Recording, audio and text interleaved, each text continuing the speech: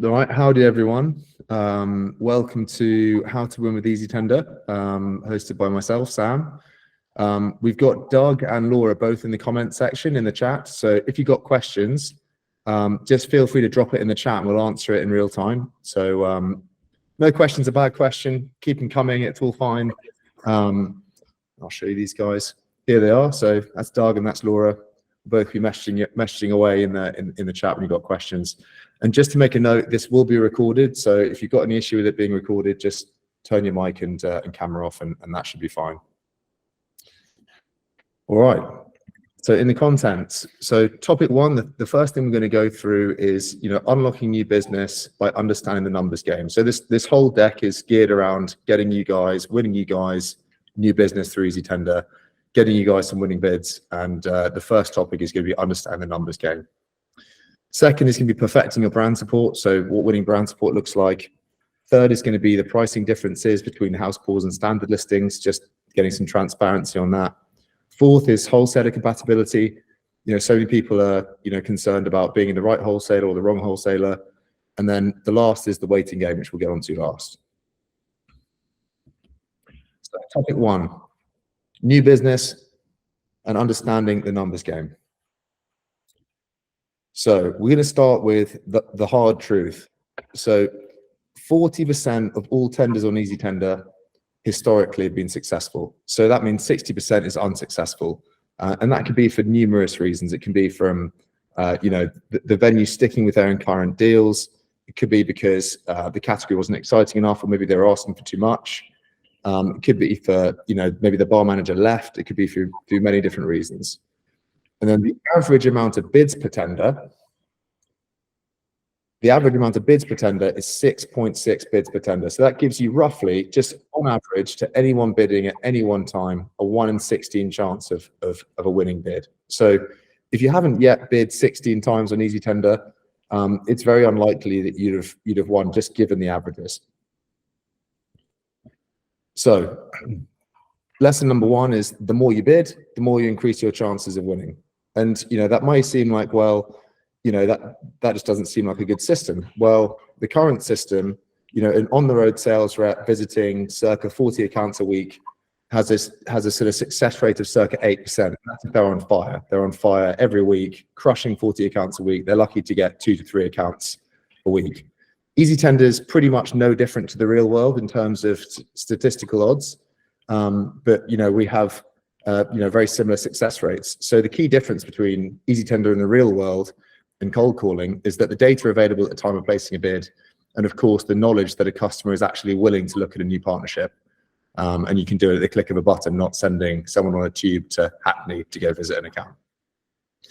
And just to reiterate, in the words of Michael Jordan, he's missed more than 9,000 shots. He's lost 300 games, 26 times taking the winning shot and missed.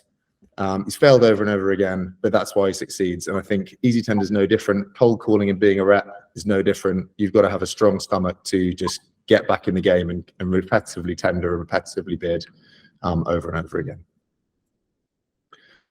So EzTenda's growth rate and why it helps, and why we talk about it. We've been growing in the first quarter of this year. We were growing at 41% month-on-month growth in terms of tenders and volume.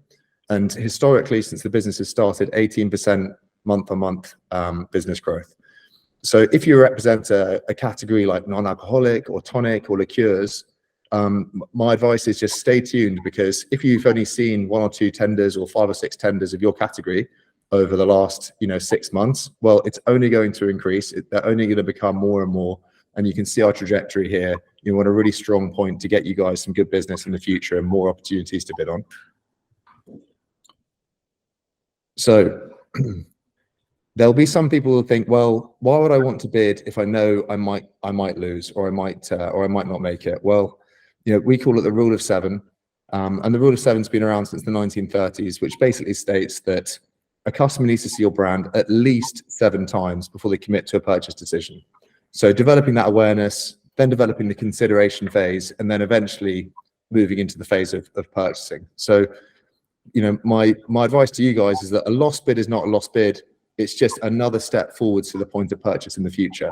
If that's the very first time a customer's seen your brand, in a tender on EzTenda, that's just one of the 7 times that they need to see it before purchasing it in the future. And if you've got a great, if you're already ahead of the game and you've been out there, you've been advertising, you've been doing trade advertising, maybe you've cold called them before, maybe you're ahead of the game and you're at number 6 out of 7 before you placed a bid on EzTenda and you get a win. So low competition on a tender doesn't always mean success. So the average number of bids per tender that get a win is 11 bids. So there's 11 bids per tender for a successful tender on average. And there's, on an unsuccessful tender, there's an average of 6 bids per tender. So, our hypothesis on this is that venues like to know they've considered all the options and done their due diligence. They want to see what the market has to offer. They want to know that they've seen everyone, seen the best brands before they pick a winner. So just know that when you see something with little or more bids on, it's just important to get on and bid and put yourself in the mix, to be chosen. So knowing the above, knowing that you've got to be in it to win it, you want to play the numbers game, you want to get involved, you want to drive awareness, consideration, purchase, and get some winning bids and play the numbers game. How can we actually do it on EzTenda in an efficient way? We have a multi-bidding function, which is widely underused and probably underrated on EzTenda. So in the tender list, if you use the filter, you can filter to venue type, you can filter to wholesaler, you can filter to product like gin or rum or vodka or liqueurs, tonic water. And once you filter it, there'll be a button that'll be available that says add bids to multiple tenders. And that will place the same bid onto all the same tenders you've filtered to in the list. So it'll save you a vast amount of time. So, often we see people through our database that have gone on to each individual tender and entered the same bid over and over again. Just use the multi-bidding function. It'll take you 60 seconds rather than 15 minutes. Right, so topic number 2. And also, guys, if you've got any questions, ping them into the chat. Doug and Laura are here to answer questions. Don't be afraid, just ping them in there and we can get stuff answered for you guys. So topic 2, perfecting your brand support. What does winning brand support look like?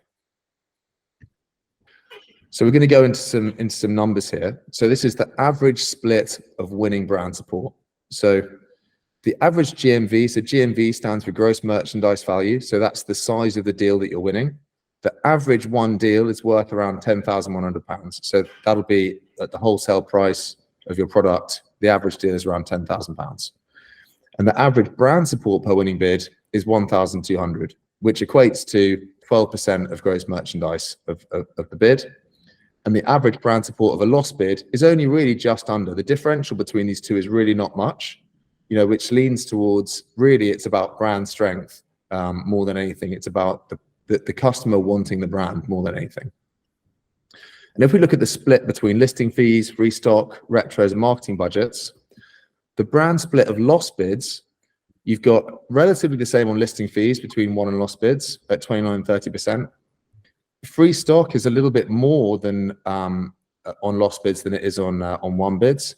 And then retros are much higher on lost bids than won bids, but it leaves the massive differential on marketing budget. So the split of the real difference here, the real takeaway from this point is that marketing budget can often be the deciding vote in a winning bid. And some of the things we've seen, we've seen some really impressive, marketing offers, from brands in the past. We've seen trips to Mexico. We've seen trips to distilleries. We've seen some really impressive and innovative staff incentives. And I couldn't recommend this more. I think getting marketing activations built into your bids is really important. So offering something which can connect with the staff, connect with your team, not only benefits you guys, but it obviously really interests the accounts as well. We've been hosting podcasts recently, and all the major buyers we've been having on the podcasts say exactly the same thing, that connecting with the staff is the most important thing. And you can really only do that through EzTenda on the marketing budget section. So how to remember what 10% or 12% or 11% of gross merchandisable value looks like when you're creating a bid. Obviously, you don't want to be getting the calculator out and figuring this out all the time. Well, we've kind of thought of that for you. So what we do is we take all the data learned from previous winning bids and we plow it into an algorithm which you can click see suggested support when placing a bid. What that does is it takes circa 10% of the gross merchandisable value, which is based on your product price, based on the forecasted volume, and it splits it across some of the preferred support types of the customer. I'm not saying use that bid to go win. It's not going to be the perfect winning bid.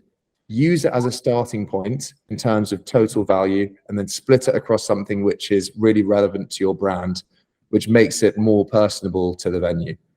So it's a great starting point. Click the suggested support, see the suggested terms and the suggested numbers, and then use that as your base to make a bid afterwards. Would be my strongest advice here.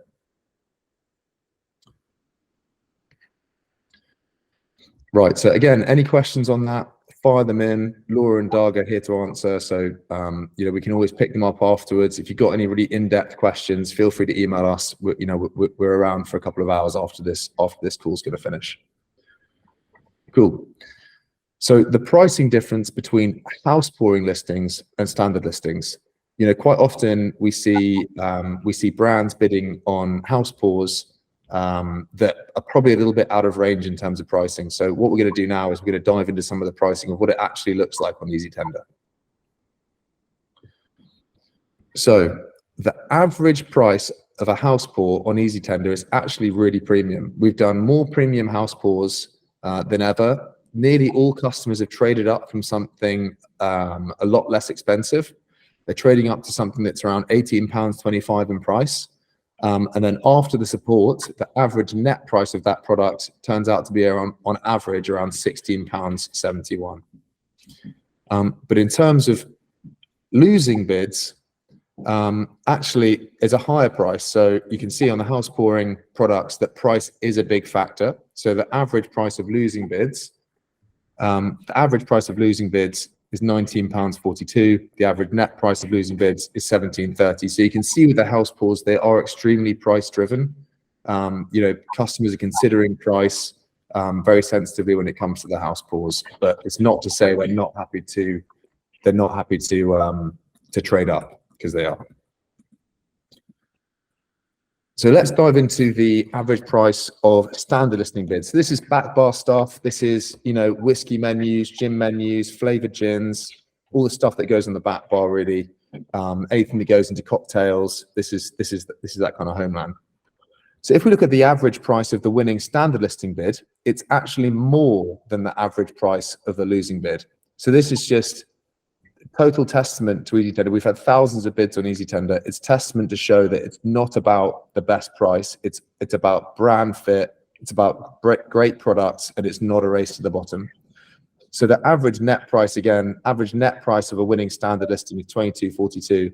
The average net price of a losing bid is actually £20.83, which shows that customers are looking to trade up still, and they're happy to pay that little extra for the right brand. So anyone that's ever thought that EzTenda is a race to the bottom, it's absolutely not, and these numbers testify it. Cool. So wholesaler compatibility. We get lots of questions about, oh, well, I'm not in Casa Julia, or I'm not in Venus, or if I get into speciality, could I win this deal? And we're going to dive into some of the statistics of where you have to be to get winning bids in terms of wholesaler compatibility. So blue on the top, that shows you the percentage split of winning bids and how they've on what their supply routes have been. So 56% of all winning bids have had a wholesaler match. 28% of all winning bids have had a direct supply match, and a whopping 16%, I mean, I personally think that's a really large percentage, have had no supply match, which means that when the venues read the bid, they like the brand so much, they like the offer so much, they're happy to consider it and call up their rep at Venus or Casa or wherever it's going to be, and try and sort out a supply route afterwards, which I think is really, really important to note. That, if you see something on EzTenda and you get, oh, well, I'm not in Punch Taverns, or I'm not in whatever niche wholesaler they've listed, don't let it put you off. get involved, get your brand in front of someone, give them the chance to say no based on wholesaler. That's absolutely fine. And on losing bids, it doesn't really differ much. You've got 53% wholesaler matches of lost bids, 41% direct supplies, of lost bids, and then 6% had no supply match. So not having a direct supply match or a wholesaler match doesn't dictate whether you'll lose the bid automatically. Don't let it put you off. Right, topic 5, which is always been a hot topic for us. We're always trying to get better at it on our side to make the service much more seamless for you guys. But this is all about how long you have to wait after placing a bid, after a tender closes, to get your result. So what time frames can you expect? So we've taken some winning bids from some venues that we've done in the last few months and showed you how long it's taken for winning bids to be chosen. So the Hippodrome took 28 days to order samples, taste stuff, go back and forth with a few suppliers. Spa took 24 days. Stonegate only took 4 days. It was almost immediate. Hall and Woodhouse, who we had on recently, was minus 14 days. They closed it 2 weeks into their tenders and picked a winner because they just knew who they wanted. Ferndale Hotels took 3 months, which was a joke. And JEG Inns are still going, 68 days and still going. And, they've got some intricacies with, some deals that they're trying to buy their way out of. They've got some, a new pub opening that's not fully, firing on all cylinders. There's many sort of reasons why that's still going, but it's looking to be closed shortly. So the factors that can affect venues' timing to select winners. So just to sort of see it from the supplier side, see it from the venue side, and not sort of see it just from the EzTenda side. They're often waiting on pricing from wholesalers to confirm the pricing they've seen on EzTenda. They're often waiting on samples from suppliers as well. They're often waiting on some brands to rebid due to feedback or ratings. There's sometimes staff turnover. Somebody's either gone on holiday or moved into a different role because they put the tender up, 6 weeks ago. There could be staff holidays and maternity leave. These are all things we've seen in real time that's taken loads of time to select winners. It's just about change management for these guys.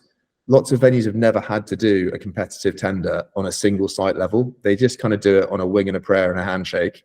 So just bringing this sort of next level of professionalism to them is something they're not used to. But something that we are doing as a business is we're actually introducing a fee for venues that, if they take too long or they mess the brands around a bit or they do something sort of a little bit disingenuous, we reserve a right to charge them £250. So we use the carrot most of the time, but, we're going to start using the stick soon. So hopefully that's a bit, make you guys feel better about waiting. Okay, so tips. So that's pretty much it for the hard statistics and the mathematics and the reasons to get on and use multi-bidding, to use suggested bids, to bid when there's not always a wholesaler match. Just a couple of tips for you guys. Managing your profile is super helpful. Often, we know that people that are bidding regularly haven't added products to their product portfolio. You've only got to add it there once, and then it'll always be there. You can just add it to your product portfolio, and you don't have to re-upload it again. Save you a bunch of time, save you a bunch of effort. And then also, never miss a tender again. Also in the profile section, we've now added preferences. So if you're non-alc, if you're a tonic, if you're a liqueur, if you're a rum, you can go in there and select your preferences, and at real time you'll get sent when a tender gets live of that specific category. So if you selected rum as a preference, the second a tender goes live, it's going to give you the very first notification. We do our best to send newsletters out once a week, but if you've signed up to the preferences, you'll get it almost in real time and can be, nice and first in there. And also, when making bids, just making it personal. Our upload can take anything. We can take videos, we can take PDFs, and we've seen, successful bids, have videos of the brand owners introducing themselves, saying, "Hi there, the Hippodrome. How are you guys doing? I'm Sam from EzTenda, and I'd love to meet you guys and do some business," and blah blah blah. Adding videos is just as fine. We're a people-first industry, so it's always good to put faces to names where you can. You'll notice now we've got different plans to choose from. We still have our free tier, which is, you know, you get 2% of gross merchandisable value is the fee for when tenders close, if you get chosen as a winner. But we actually offer a 1% fee if you want to pay £100 a month to get the 1%, which is pennies on a bottle, which is, you know, really recommended if you're a distributor or you have many brands, you have many different categories for many brands. I'd definitely recommend the £100 a month to get that lower success fee. And then, of course, the last tip, we've already covered it, but increase your chances of winning with multi-product bids. So if you've got a portfolio of, say, 8 or 9 different categories, and you see a product, if you see a tender that's tendering, if you see a venue that's tendering 6 or 7 different categories, make sure to put every category in there. You know, the venues do look at having, you know, a gin, a rum, a whiskey, and a brandy, all from the same distributor. It makes a lot of sense to do it all with one company. And we've seen it on numerous times on EzTenda, where some people have bid as a portfolio of products, but they've made it too restrictive. So they're saying, if you take my gin, you must take my rum and my whiskey and my brandy. And the venue just says, no, that doesn't work for me. So bid with everything, but don't make it too restrictive is also my sort of final tip on doing that. So I'm just going to ping on to the last slide. Thank you so much for joining us, everyone. I hope this has been insightful. I hope it hasn't been too painful or melted anyone's brains. We're here to take emails and questions on the chat for the next sort of 5-10 minutes. But thank you so much, everyone, for joining. Really appreciate it. And I'll catch you guys all soon. Question, Sam. Go on. Sean had one, which was... Go on, Sean. It was, what are the guidelines around direct engagement with venues? Completely understand we need to stay in the EzTenda ecosystem, but is it okay to visit venues to support the product in person? Yeah, this is such a good question. We actually encourage meeting the venues. I would ping them a message straight away. I'd place a bid and I'd say, hey, listen, here's my mobile number, here's my email. I'm here for questions. I'd love to meet you. There's nothing wrong with that. We're a people-first industry. You know, we just want to know if you can just scout on it. You just got to push it through the platform. And you know, there's several reasons for that too. You know, it's when you've got JEG Inns is a good example, which is why they're taking so long to sift through their bids. They have 126 bids to sift through and look at and rate and review and consider. And if you're one of 126 and you're that one person that wants to meet them, you might be very lucky to get that meeting out of the 126 bidders. So if they want to select 15 winners, it just makes more sense for them to accept it through the platform. So I'm just telling you the venues needs. You know, we trust in our system that, you know, the venues just want to make it easy for themselves. They want the little digital contract PDF that we make be sent to both parties. It makes it very easy and open for everyone.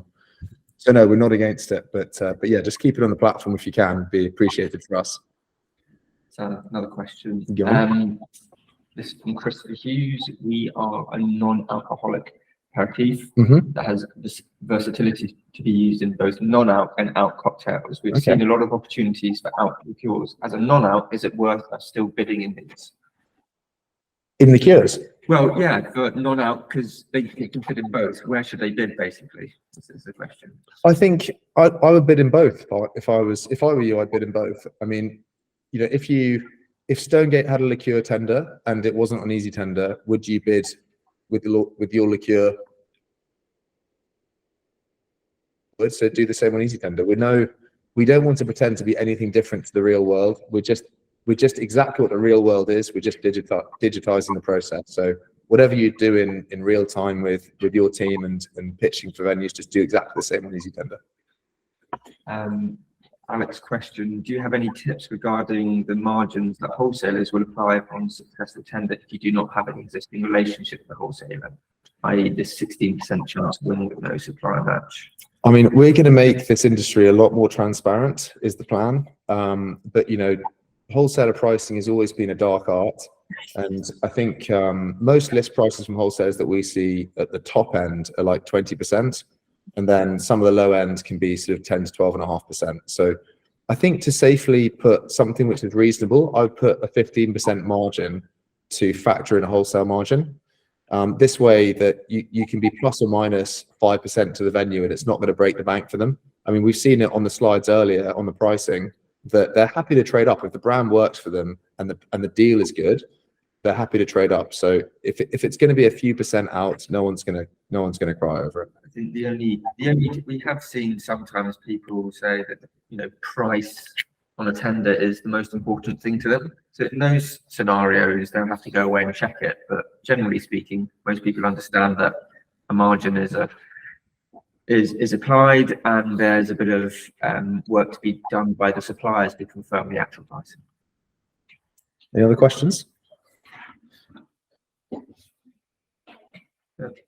Should we just turn on the mic for everyone and just see if anyone has any questions at all?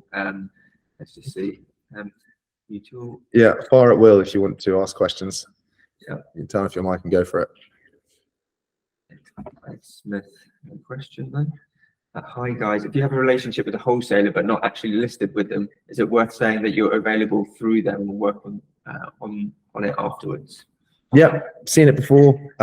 Seen it before that they've agreed to stock. I think it's Katie actually. Katie's on the call somewhere. I think she'd bid on a tender, and she'd put that the wholesaler is an available supply route. She'd spoken to the wholesaler and said, "If I win this deal, will you supply me?" And they said yes. So that for me is money in the bank. That's a good bid, with a good supply route. And then the terms on the support page that you were doing that as well, so that the supplier can understand that you have already reached out and you've made the necessary connections to ensure that it goes through smoothly. Yep. And if that is the scenario as well, make sure that when you're adding the product in the bid, make sure you select the wholesaler as a match, because that's true, which is true, that would be a wholesaler match.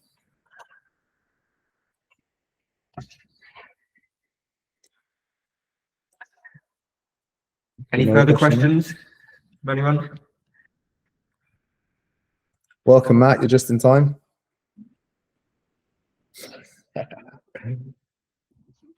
All right. All right. Well, if you do have questions afterwards as well, do let us know. Yeah, ping us an email. I'll pop my email in the chat so you have it. I'm just sam@eztenda.com. And if anyone would like the video to be sent to them, we can ping them the video and the recording. You guys can watch it with your family and friends on the weekend. Friday night. Yeah, on Friday night. Yeah. But thanks so much for joining. We love all of our users. You guys do a great job. It's an epic industry to work in with you guys. Thank you so much for joining. And there's lots of tenders there with your name on it, people. Yeah. Get bidding. Get in there, guys. All right. Ciao, everyone.